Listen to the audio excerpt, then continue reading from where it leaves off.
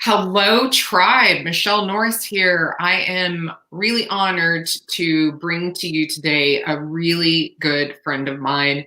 Um, I know it's funny that we say like we're honored and whatever, but you know what? I feel super blessed to be surrounded by the people that I'm surrounded with and who I do life with. And so it is really my honor to bring these people to you so that you get an opportunity to learn from them, and particularly their wisdom and their personal, unique genius and expertise. Because um, particularly right now, I can tell you that it's been of utmost importance to have people like my friend that's you're going to be hearing from here shortly in my life, and able to really talk to them about what's happening right now and what's happening for me. And I can tell you that Lee Noto, who is my good friend that you're going to be hearing from today, is one of me and Keith's coaches.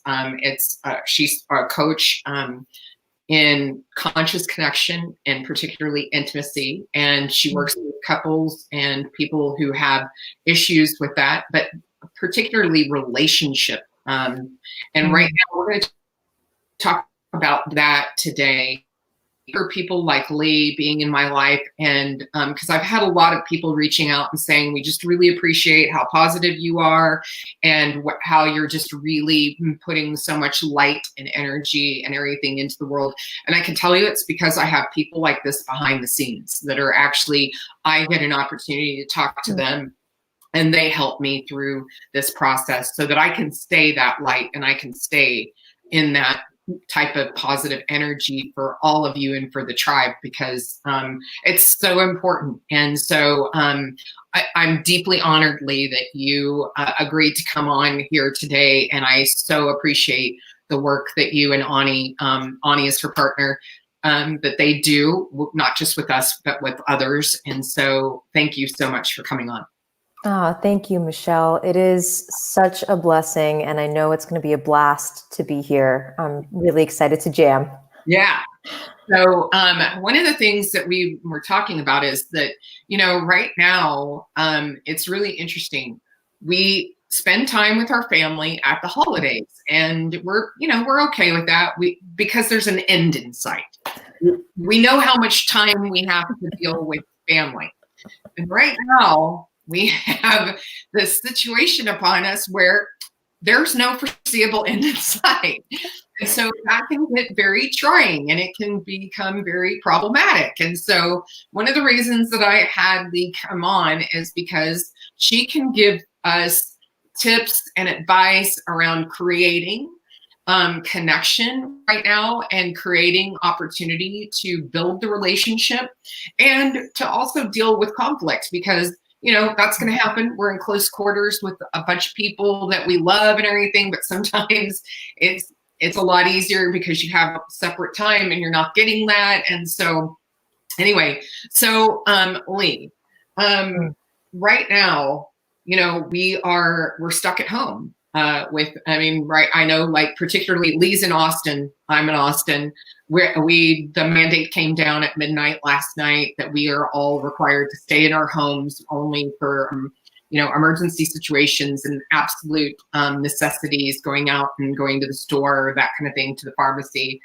And so tell me, you're in the same situation. What are you doing yourself to try to make sure that you build connection and you take care of conflict before it happens or as it's happening? Right. This is such a timely question and point of exploration, because not only does what I'm going to share apply now, it applies to when we go back to whatever new normal will take shape once this is all said and done. And so there are a few keys here, and I'm going to start with the really practical, because the practical is what really matters, especially in moments of conflict. So first things first is taking some space for yourself. This is a huge one. Now, we have various home layouts where maybe we're in a 1-bedroom, a studio, maybe we have multiple bedrooms. Taking some space for yourself, sharing and communicating like, hey, I'm going to go do my thing in the office for 30 minutes. I'm going to go meditate. I'm going to go take this call. This is so important because we used to not have to manufacture this alone time. And we used to not have to manufacture social time because it was built naturally into our schedules by going into an office or by going to the grocery store. Now we are being asked and, perhaps forced to create that time for ourselves with intention. And when we do not create that time for ourselves, it yields one outcome. And when we do, it yields another outcome. Neither is good, bad, right, or wrong. They just yield different results. So something that I've shared with all of my clients and all of my friends and family members is creating the kind of structure that supports us in our normal day-to-day. So having some sort of morning routine and having some sort of evening routine that bookmark the day. Mm-hmm. Otherwise, it can definitely feel like everything is all melting together.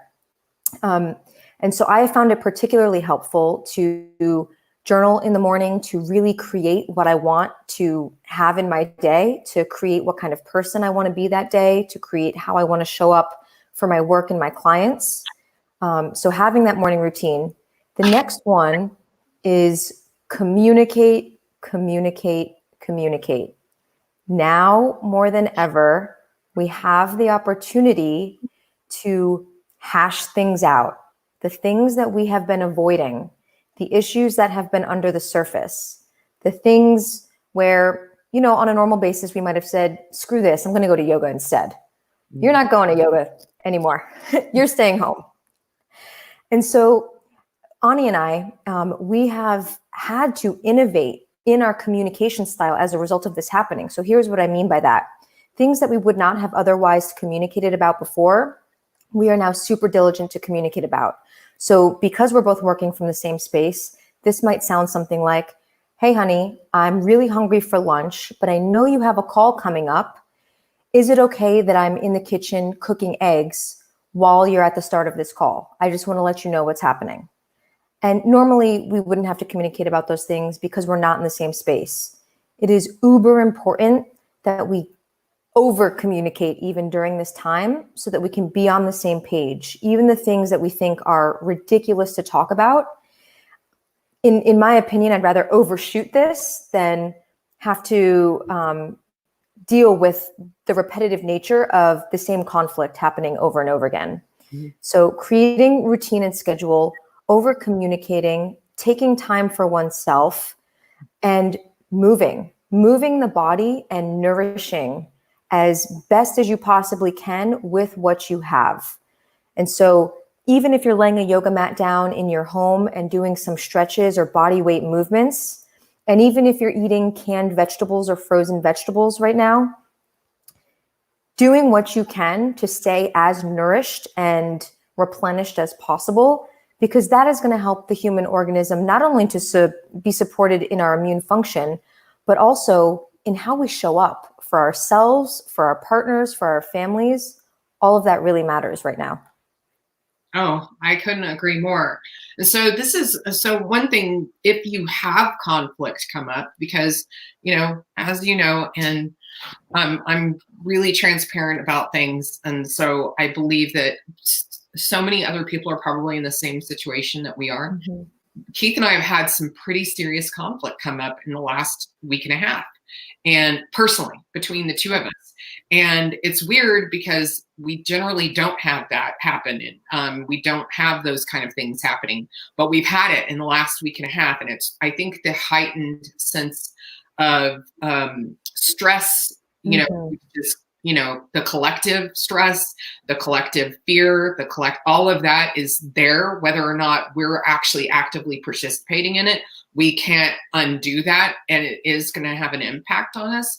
So I know that for us, we had kind of a meltdown about a week and a half ago that we were both like, wait, whoa, what is happening? Like, mm-hmm. We don't do this. It doesn't happen. So what kind of tips do you have for resolving some conflict or trying to keep yourself in a positive space when conflict is happening? Because that can be very difficult right now. Right. Absolutely. And it's interesting because this time is bringing up all of the conflict. There is, I believe, something happening in the larger cosmic picture of this that is having us look at what is there to be loved and witnessed and resolved. And so it's no mistake that a lot of conflict is happening right now. I'm going to start with some of the outer layers. Once we're in the moment of conflict, our window for pivoting and moving is smaller than when we are outside of the conflict. So when we are not in conflict, it's really important to create a set of agreements with one another. So you're in a neutral state, and in fact, perhaps you're even in a loving state. Sit down and have the conversation where you can look back on something with neutrality and observe, okay, that last argument that we had, that last conflict, what was that about? Can we observe at what moment did you feel triggered? At what moment did you feel something in your body start to shift? At what moment did you feel your chest start to tighten? Or what did you feel? When did you feel like you stepped over the edge? And so we're arriving at the looking back on the conversation around the conflict with curiosity, with wonder, with neutrality, so that we can start to understand what was happening in the situation. Once we can start to look back and see the patterns that have been happening over the past 3 weeks, then we can start to say, and I'm going to use an example from my life because Ani and I have had some pretty gnarly conflict and elevated emotions on this end too. But we can start to look back and say, hey, I noticed that when I give you feedback, your immediate response is a defense or a denial. Okay, and so that was something that he shared with me. But first what he did was he asked, are you open to receiving feedback about our argument from yesterday? Yes, I give permission. I feel safe in my body to receive his observation. Then he says, okay, I notice that when X, then Y. Does that feel true for you? Because this is his perspective. He's asking, does it feel true for me? And when I'm in a neutral state, I can observe. So I'll say, wow, I really notice that every time you give me feedback, I become defensive because it feels unsafe for me to receive that because I don't want to be wrong. I don't want to be imperfect because then it, in my mind, screws up my chances of being loved. And I cannot not be loved because that would be the death of me. And that's what our brains process. And so we go back and we observe and we see the patterns that are playing out. That's the first part. That's the outer layer. When we're in the moment of conflict itself, or actually, let me take one step back. In that observation, we want to create agreements. So, hey, we understand that conflict is a natural part of life. Disagreement's a natural part of life. What commitment are we giving on each of our behalves to how we're going to show up if and when conflict arises? Okay, so my commitment is when I notice that I start to tighten in my chest and my stomach starts to turn, I realize I'm going into fight or flight and I want to attack. And then I notice that I start to shut down and I freeze. When that happens, I'm going to stand up and I'm just going to move my body. That's my commitment. And then he makes a commitment as well about when he starts to get elevated. And that making that agreement creates just an expansion in the window of time for me to ask myself, how do I want to proceed? Do I want to go down the same rabbit hole that I always went down, which is becoming defensive, denying, and then lashing out? And I certainly can do that. But being true to my commitment and saying that I'm going to move my body and change my physical state changes my neurological state. And that then gives me a window for choice. And that's what this is all about, is choice. It's not about doing it perfect. It's not about being the good girl or good boy. It's about understanding that as sovereign beings, we have a choice. We always have a choice. And when we can open the window of choice in our bodies, then we can act and choose differently in our relationship.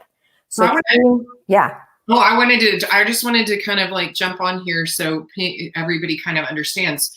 So this is the thing, when you go into fight or flight, the majority of people end up immediately shutting off their ability to get access to their prefrontal cortex, which is where you make good decisions. So that's that fight or flight, like she was talking about. When you get in fight or flight, you're cutting that off because in the past, in our ancestry, we needed that ability to shut that off, to just act, to just be able to act from our primal. Basically, it's like our primal brain, our primitive brain. We needed to be able to just work from the amygdala just to keep us alive, because generally we either had some kind of big saber-toothed tiger after us or whatever. The problem is now we operate from this state a lot of us. And I'm not preaching at anybody, because I can definitely say I've definitely operated a lot from fight or flight. But this is the way that you kind of circumvent that and start training, because this creates neuroplasticity, but you start training your brain to slow down and take that moment. So like she said, opening that window gives you access to the prefrontal cortex, where you can actually make the decision before you allow your body and your brain to take over fight or flight. Right. Yes, absolutely. And something I'll share that is super helpful, that, I had to sort of graduate into the level of being able to switch quickly and create the choice. What I had to do at first, which felt necessary for my human organism to feel safe, was I needed to lay my hands on my body. When I started to feel the elevation of my nervous system, I needed to let myself know that I was safe. And yes, does my logical brain see that I am physically safe from harm? Absolutely. But this is not a function of the intellect. This is our animal body. And so there were a few times when we were in, an elevated place where I had to remove myself from the room. And I remember one practice that I keep in particular. I would go into a separate room, crawl up on the bed in fetal position, and I would wrap my arms around myself, lay on my side, and rock myself the way a mother would rock her child. And I would say a few simple phrases that any child would understand, which is, I love you. You are safe. Everything's going to be okay. And there was one more. I love you. You are safe. Everything's going to be okay. I've got you. And so very simple, not intellectual. And I just lulled myself there back to the place of feeling safe in my body. And then my prefrontal cortex came back online, and I was able to re-enter the room and have the kind of conversation that my adult self wanted to have. And so safety might be the first bit in there for anyone who's getting into that state of elevated emotion, is letting ourselves know that we're safe. Oh yeah, definitely. And for all of you that are watching, please feel free to put questions in the comments so that we can get Lee to answer those questions now. If you have questions particularly about any kind of particular issue you have, I'm sure you're not alone. There's probably other people that would benefit from hearing the answers she has for that, or around the tips and everything that she's giving for dealing with conflict, and for just creating the opportunity and space for you to have the ability to operate not in fight or flight, but keep yourself in your parasympathetic, so that you can make really good decisions and create connection right now. Because physical distancing for a lot of us is super hard. Like, it's really difficult to be separated from people who you are used to seeing on a regular basis. And then sometimes just a lot of people are probably feeling trapped right now, and that's okay. There's nothing wrong with that feeling at all. But the thing that we want to do is help people figure out how you can feel okay in that place. So if you have questions, please. Hey, Frank, it's so great to see you on again. But if you have questions, please put them in the comments, and we'll have Lee answer those. And even if you're watching on replay, same thing, put questions in the comments, and I can always have Lee come back and answer those at a later time. And the other thing is that, Lee will be speaking at Hula Effects, and would love for you guys to get a chance to meet her. these are like the people we talk all the time about, our life team. Mm. Bonnie and Lee are part of our life team. These are the people that we like really trust and who really we go to in times of conflict where we are struggling and everything. So she is amazing. So is her partner. And I just, want to talk about that. But anyway, so back to what we were saying is, right now we're just feeling kind of trapped and disconnected. Mm-hmm. What do you have? What are some ideas that you've had for around creating connection to people that you're physically distanced from right now? Yes. So thank goodness for technology. Yes. They didn't have this accessibility during the plague the first time around. So we're doing, I think, better than they were back then. Mm-hmm. So really utilizing technology for its power has kept so many people connected during this time, even though it's not in physical proximity. Mm-hmm. And, we've come up with all sorts of cool creative ideas. And I've seen friends of mine post about this everywhere, everything from virtual dinner parties Mm-hmm. with friends across the country and across the world, virtual dance parties, small groups meeting up on platforms like Zoom or Google Hangouts or FaceTime.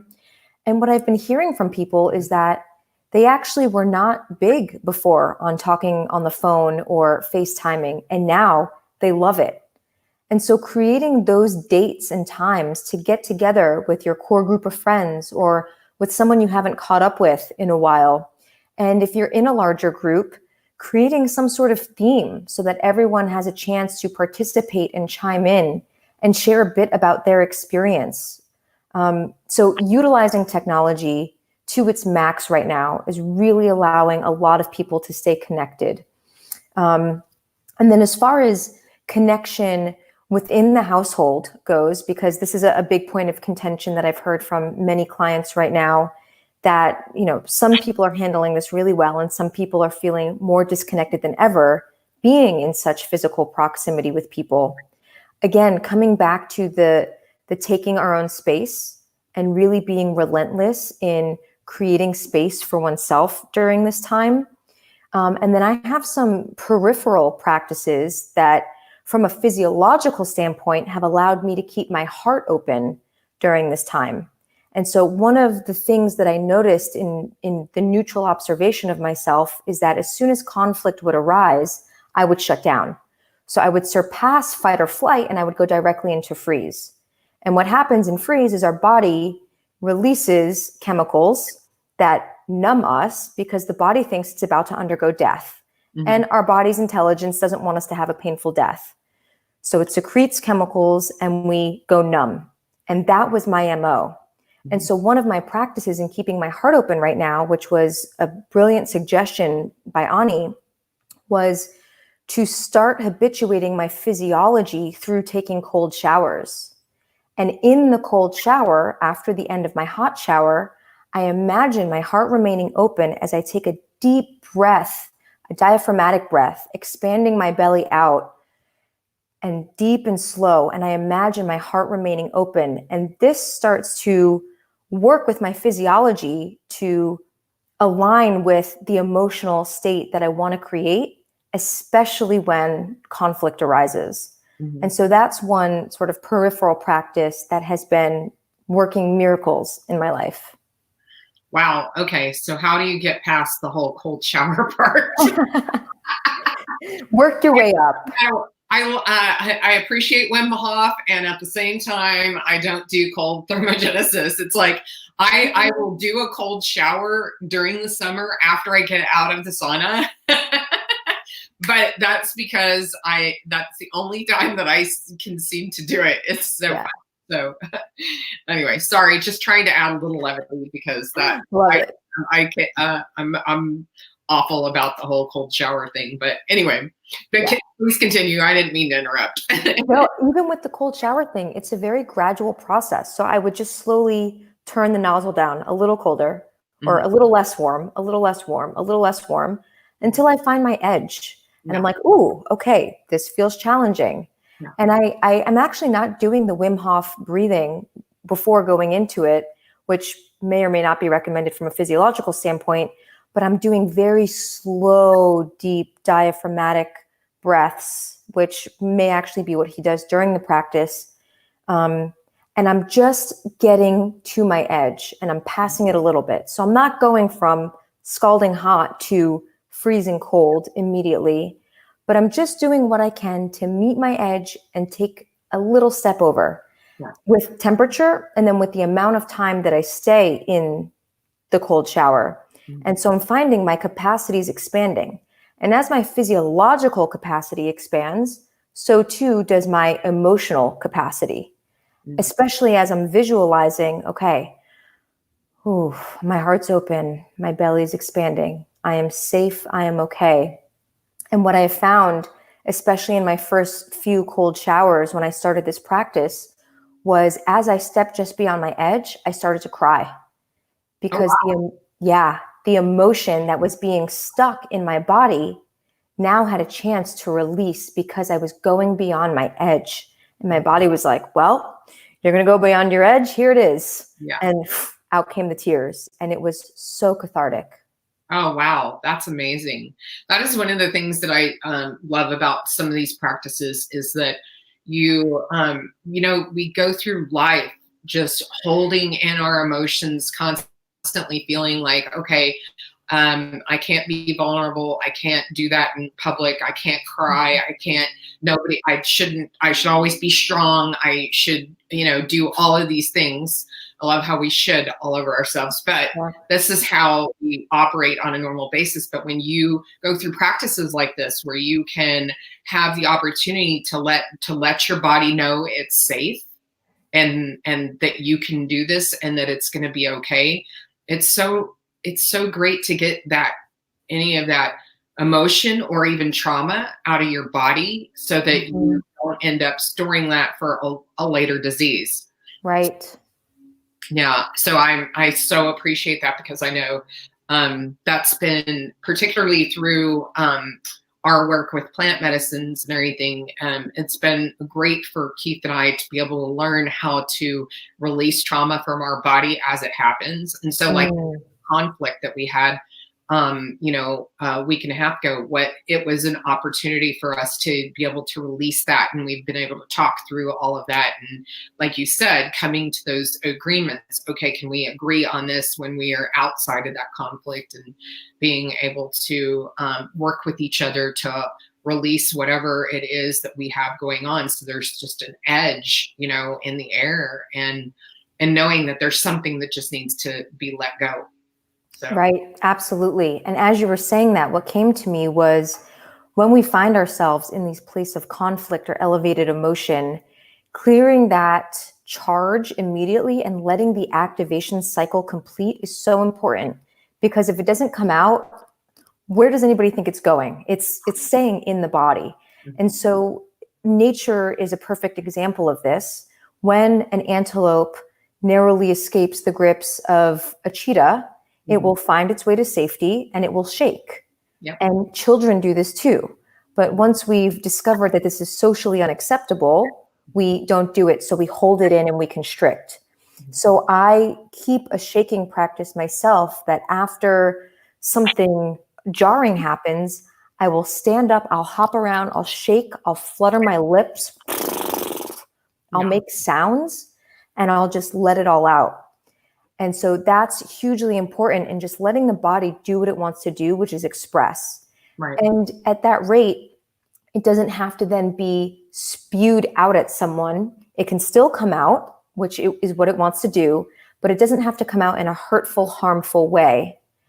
And that's super important. And then if you're in a home space, which we all are right now, if a conflict has arisen, it's super important to try and not have conflict in the place where you sleep or the place where you work, because your body will become habituated to constricting in that place when you're meant to be relaxing or focusing. So perhaps even choosing an area to have conversation. Like, hey, when we have this conversation, we're always going to do it, in the living room on this part of the couch. And that's where we agree we're going to go to. And it becomes a ritual, to have a conversation where you're working through something. And then it doesn't have to be some crazy thing that we're avoiding at all costs. It's okay, we're arriving at the ritual again, where we feel some things in our body, and we're going to go to the ritual space to witness and resolve these things. And then once we're complete there, giving our gratitudes to the space, to ourselves, to one another, and clearing the space, either mentally, like, okay, thank you, we're now clearing the space, or with Palo Santo, with sage, with a crystal of your choice, to really sort of seal that situation and bring it to a close. Yeah, I can agree with you more around all of that. It's funny because I talk about this a lot, particularly if I'm on other Facebook lives or on podcasts or whatever, is that mechanism that we have as humans to release trauma. It's no different than animals. The problem is that we, like you said, we learn that it's socially unacceptable. And so we even stop this now in our children. And it's that whole thing when a child, starts crying or falls or hurts their knee or whatever, and they start to cry, the first thing we want to do is grab hold of them, tell them to stop, tell them instead of letting them have all the feels, let them do it. They need to, I saw, maybe it was you. Did you send it to me? I think maybe you did. There was a video of a father that just sat and held space for baby. I think the video went on for like 15 minutes and it was time lapsed. And so it was, but this father just sat there and held space and let the baby just cry and kick and scream and hit and whatever. And then the baby finally crawled up in his arms and just kept sobbing. And whatever it was, it just needed to happen. And the problem is we want to stop that. We want to stop crying. You don't need to cry, blah, blah, blah, blah, blah. I mean, and I'm guilty of this because I did this to my kids too. Are you bleeding? Then stop crying, Right. And now I'm like, oh man, I totally circumvented a mechanism that is innate and built into our systems for us to be able to release that, because science shows that all trauma, all disease can be charged all the way back to some type of trauma in our body that was never released. And so, let your kid cry, I do this. This is what's funny. I let my dogs do it. Like they get into a fight, I'm like, I just let it go. I'm just like, until it gets really, really bad, I just will let them go because they need to get the energy out of their body. And that's the thing. As humans, we're really not a lot different. We need to get that energy expelled and transmuted and out of this physical being to be able to breathe again and to get back into our parasympathetic and get back to the prefrontal cortex and be able to, just become human again. Right. And we have so many examples of this. Think about a time in your life where you had the most epic, mind-blowing orgasm. How did you feel after? That was a release of energy. That was something being activated, going all the way through your being and releasing. And then you have this cathartic feeling that glazes over you. Or a time when you were laughing so hard you were in stitches. And then when you're done, you're like, oh God, I feel so good.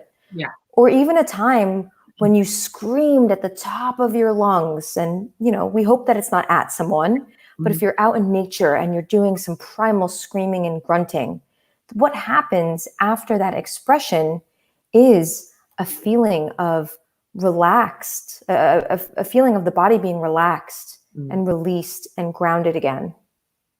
Oh yeah.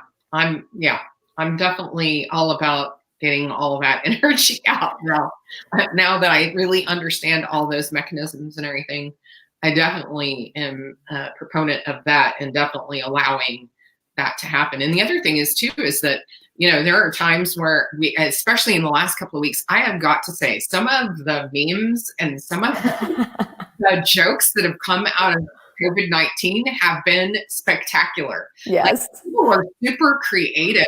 I have like gotten to the point where I was laughing so hard I was crying. And that kind of release was so cathartic too, is that when you can get to that point where you're just bawling, it's so funny. And so I don't know, as humans, it's really great to have those mechanisms to be able to release from. And the thing is that we need to use them all. We need to Absolutely. stop them all. So we're all trying to stop them all. And Yeah. I think there's probably nothing more amazing than watching somebody go through, especially when we've been in plant medicine space or whatever, is watching somebody really go through their process and holding space to allow them to release. It's a beautiful thing to watch. I've really particularly enjoy is not the right word, but really just felt very blessed to be in situations where you watch somebody go through their process and you knew that they had just this tremendous and amazing release. Yeah. And you're so spot on with that. And a practice that I'll share that has been so impactful and powerful for me is something that I had to learn to create, because I would let myself get to my boiling point and then beyond, and then it would come out in a way that I didn't want it to come out. Mm-hmm. So especially if you are someone, anyone really, but if you know that this happens for you and your release doesn't come until you watch the really sad movie or until the conflict is so grave that you're shouting at someone, there are some practices that you can put into place to allow your body the gift of release in the safety of your own space, whether someone is there or not, in a way that is really alchemizing to the emotions and to us as beings. And so 3 major ways that we move energy through our body are through breath, sound, and movement. Mm-hmm. And so I combine all 3 in this practice, but this is when I know that I've got something held in me, but I'm so resistant to surrender that I can't cry. Why can't I cry right now? I need to cry. My body feels like it needs to get something out. And so I'll, take a space that's not disturbing anyone, because sometimes it gets loud. And I will start with breath, and I will just start with deep breaths down into the abdomen and out. And then I'll start to speed the breath up, and this starts to rev the emotions. And I say this, I share this practice, and for those who are listening, do this to the extent that your body feels safe to do it. If at any point you feel like, shaky, then pause and take a moment for yourself. People are going to come at this, at all different levels. So taking deep breaths in and out. And then after a few breaths, starting to let some sound come out. And I'll do this a little quietly because Ani's on a call in the other room. But taking a breath in, and then and it's that low, grunty, primal sound, because that's where this energy is coming from, this want to create and destruct and fucking burn the house down, especially in moments of anger. I want to say this because I know that when you do that too, you should feel the vibration and the resonance in your body when you're doing that. So anyway, I just So starting to make sounds, and it can be humming. Eventually, I've gotten really creative with this. So I'll go, and whatever sound comes out, like there's no judgment here. I've gotten into hissing sounds and barking sounds and animalistic sounds. And then I find the emotion starts to come. And this is when the emotional release happens. As I'm in this space that I've created, the emotion starting to come up for release. And sometimes I feel called to move with it. So I might move my body this way. I might throw my arms up and then throw them down. I've had many moments where I've set pillows up on the bed and I've gone ape style on the pillows and punched the pillows and pounded the pillows. And it was, again, a very cathartic release that allowed the expression out and not out at someone. Yeah. Yeah. That's so important, especially right now when when we're in such close confines and we're kind of relegated and under house arrest a little bit. It's definitely so important to be able to have those opportunities to take that time and space for yourself. And Yeah. thank you so much, Lee, for coming on and discussing all of these things and such great tips and tricks to really work through these processes and everything.